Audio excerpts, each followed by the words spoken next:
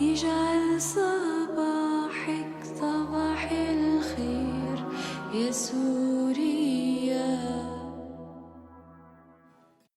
What she did when she was in Syria was she wrote a blog for the BBC website, which I followed avidly because I was going there. I was originally quite disappointed that she'd got there before me, but actually on reflection I really loved it because I could then compare my time in Syria with her time in Syria. So she talks about how she had gone into neighbouring Beirut, which is a phrase I will come back to, and then she took a Panasonic camera with her with cassettes. And she goes into Beirut, she does all this filming of all this kind of historic Beirut, Middle East stuff. Her guise, as she was going into Syria, was that she was going in there as a Byzantine research student, so that she would not get stopped.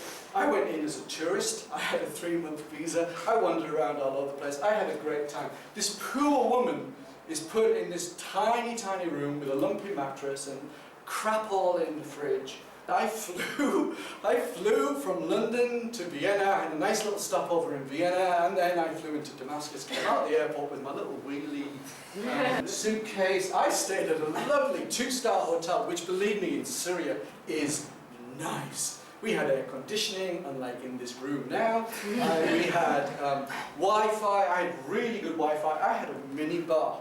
She had a barren fridge, I had a mini bar. I had a lovely double bed and she had this lumpy mattress.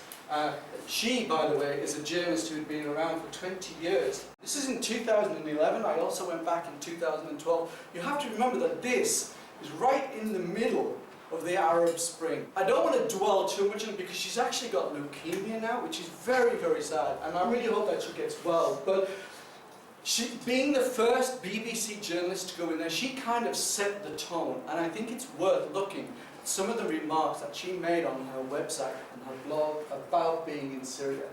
So she says that it was impossible to go out and record in the street. I'm going to show you some photographs that I took which completely dispel that.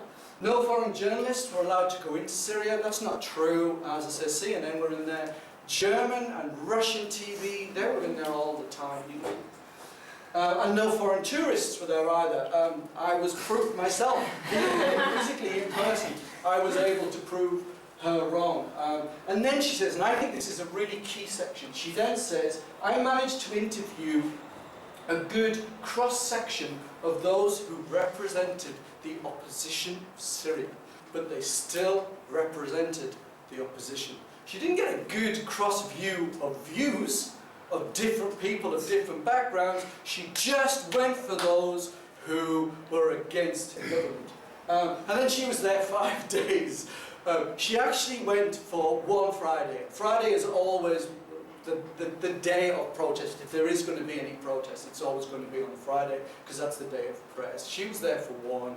I was there for a minimum of 3. And she recorded this one, and she called them Protest Fridays. And she makes a comment that people go out on these protest marches and they don't even know if they're going to come back. It's a load of bollocks. It really is. It's incredibly untrue.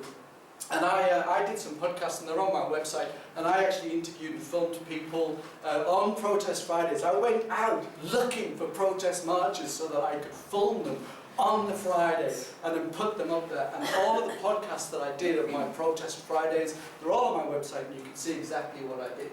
صباحك صباح الخير يا